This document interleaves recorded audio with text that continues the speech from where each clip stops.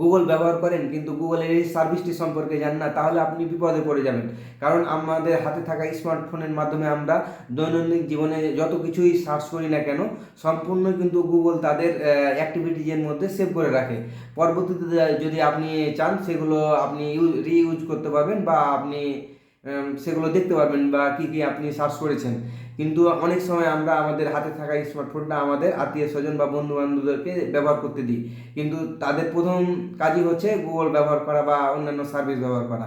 কিন্তু আপনি কি জানেন আপনার যে সার্চ হিস্টোরি আছে আপনার বন্ধু এক ক্লিকেই সেগুলো দেখতে পারবে কি আপনি কি কি সার্চ করেছেন বা কি কি জানার চেষ্টা করেছেন বা আপনি কি কি করেন, সম্পূর্ণ ডিটেলস আকারে দেখতে পাবে। কিন্তু এটা অনেক সময় আমাদের প্রবলেমের কারণ হয়ে দাঁড়ায়। কিন্তু আপনি যদি চান তো আপনি এই প্রবলেম থেকে সহজেই বাঁচতে পারবেন। তো আজকে আমরা সেটাই দেখব কীভাবে আমরা আমাদের গুগল ডেইলি অ্যাক্টিভিটিস যেগুলো আছে বা আমাদের সার্চ হিস্টোরিগুলো আছে সেগুলো থেকে আমরা সেভ থাকবো। তো আপনি যদি আমার চ্যানেলে নতুন হয়ে থাকেন তো অবশ্যই চ্যানেলটি সাবস্ক্রাইব করবেন। তো চলুন ভিডিওটি শুরু করি। ডেইলি অ্যাক্টিভিটিসগুলো দেখার জন্য প্রথমে আমরা চলে যাবো আমাদের গুগলে, যেহেতু আমাদের গুগলেই সবগুলো কাজ হয়ে থাকে। আর গুগলে যেহেতু আমাদের জিমেল ইউজ করা থাকে সেই জিমেলেই কিন্তু আমাদের সম্পূর্ণ ডিটেলসগুলো সেভ থাকে। তো আমরা গুগলে আসলাম, গুগলে আসার পর আমরা ডান দিকে একটি অপশন দেখতে পাচ্ছি এম আইকন দিয়ে লেখা আছে। তো সেখানে আমরা যদি ক্লিক করি তাহলে আমরা আমাদের ইমেলটা দেখতে পাচ্ছি, আমরা কোন ইমেলটা লগ ইন করে রেখেছি। তো এই ইমেলে আপনি আপনি যত কিছু সার্চ করবেন না কেন সম্পূর্ণ কিন্তু এই ইমেলেই সেভ হবে। আপনি যদি অন্যান্য ইমেল ইউজ করেন তো সেই ইমেলে যত কিছু সার্চ করবেন সম্পূর্ণ ডিটেলস সেই ইমেলেই থাকবে। মানে আপনি একটা ইমেলে যে আপনি ফোনে যত কিছু করেছেন সম্পূর্ণ থাকবে সেটা না, আপনি যখন যেটা ইমেল ইউজ করবেন সে ইমেলে সার্চ হিস্টোরিগুলো সেভ থাকবে। তো এখানে আপনি যদি একটু লক্ষ্য করেন তাহলে দেখতে পাবেন এখানে একটি অপশান আছে সার্চ হিস্টোরি, আপনি এখানে দেখতে পাচ্ছেন। তো তার ডান পাশে দেখতে পাচ্ছেন সেভিংস, মানে অটো সেভিংস কিন্তু আপনার হয়ে যায়। আপনি যাই সার্চ করেন না কেন এটা অটো সেভিংস এখানে দেখাচ্ছে। তো আপনি যদি সার্চ হিস্টোরিতে ক্লিক করেন তো সার্চ হিস্টোরিতে আসার পর আমরা দেখতে পাচ্ছি এখানে বিভিন্ন ধরনের অপশান আছে। তার নিচে আমরা দেখতে পাচ্ছি এখানে একটি অপশান আছে টুডে, তার নিচে আমরা দেখতে পাচ্ছি আমরা 10 কার্ডস ইন ইওর ফিড বা বিকাশ হেল্পলাইন নাম্বার, মানে আমরা এগুলো আজকে সার্চ করেছি, মানে টুডে দিয়ে আপনার যেগুলো আপনি সার্চ করেছেন সেগুলো এখানে দেখাচ্ছে। মানে আপনি যাই ক্লিক করেছেন সেগুলো আপনার দেখাচ্ছে। প্রথমে আপনি হেল্পলাইনে গিয়েছেন, তারপরে হেল্পলাইন নাম্বার 24 আওয়ার্স, মানে আপনি যাই করেছেন সেগুলো আপনার ফুল ডিটেলস আকারে দেখাচ্ছে।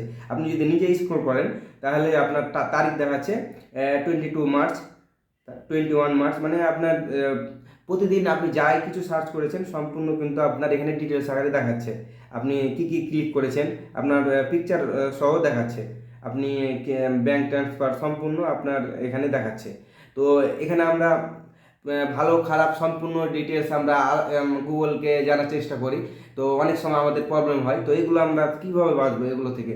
তো এগুলো থেকে বাঁচার উপায় হচ্ছে আপনি ওপরের দিকে আসবেন, উপরের দিকে আসার পর আপনি সার্চ আইকন দেখতে পাচ্ছেন, তার ডান দিকে আমরা দেখতে পাচ্ছি ডিলিট নামে একটি বাটন আছে।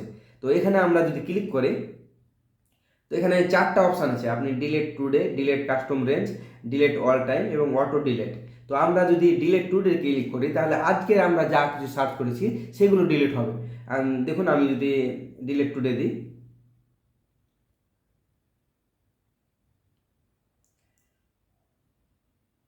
দেখুন আমার আজকে টুডে লেখা ছিল, তারপর আমাদের বিকাশ হেল্পলাইন ছিল সেগুলো আমাদের ডিলিট হয়ে গেছে। মানে আপনি এখানে ক্লিক করলেন তারপরে আপনি ডিলিট টুডে ক্লিক করলে আপনার আজকে আপনি যত কিছু সার্চ করেছেন বা ক্লিক করেছেন সম্পূর্ণ আপনার ডিলিট করা হয়েছে। তো আপনি যদি চান আপনার বিভিন্ন রেঞ্জ আছে, মানে আপনি 1 তারিখ থেকে 5 তারিখ বা 1 বছর থেকে 2 বছর, মানে বিভিন্ন ধরনের রেঞ্জে আপনি ডিলিট করতে পারবেন। তো সেগুলো ডিলিট করার জন্য আপনি ডিলিট কাস্টম রেঞ্জ সেটাতেও আপনি ক্লিক করতে পারেন। তারপর আপনি এখানে আফটার আছে, বিফোর আছে, আপনি মানে কখন থেকে কখন মানে ডিলিট করতে চাচ্ছেন সেটি আপনি সিলেক্ট করবেন। এখানে আপনি ডেট দিবেন, আমি মনে করলাম 21 তারিখ থেকে দিলাম, ওকে ক্লিক করলাম।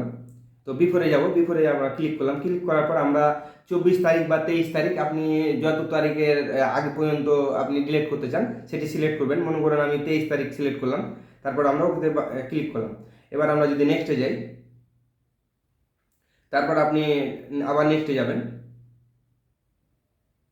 এবার আপনি যদি ডিলিটে ক্লিক করেন তাহলে আপনার একটা রেঞ্জের মধ্যে আপনার ডিলিট হয়ে যাবে।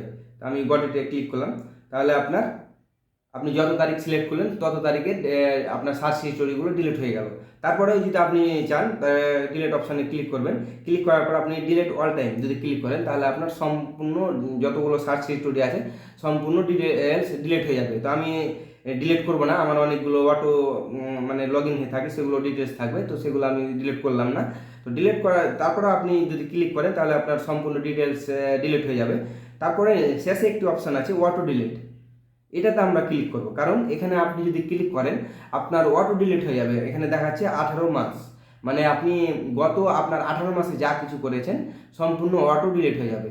মানে আপনি এখন থেকে যদি ডিলিট করেন তাহলে গত 18 মাসে যা আপনি সার্চ হিস্টোরি মানে ইউজ করেছেন সম্পূর্ণ ডিটেলস আপনার ডিলিট করা হবে। তার পরবর্তীতে আপনার 18 মাসে যা হবে তার পরবর্তীতে ডিলিট অটো হয়ে যাবে, আপনাকে কোনো বাটনে ক্লিক করতে হবে না। তো তার জন্য আমরা অটো ডিলিট আছে এখানে আমরা ক্লিক করব। তারপর আমরা নেক্সটে ক্লিক করব।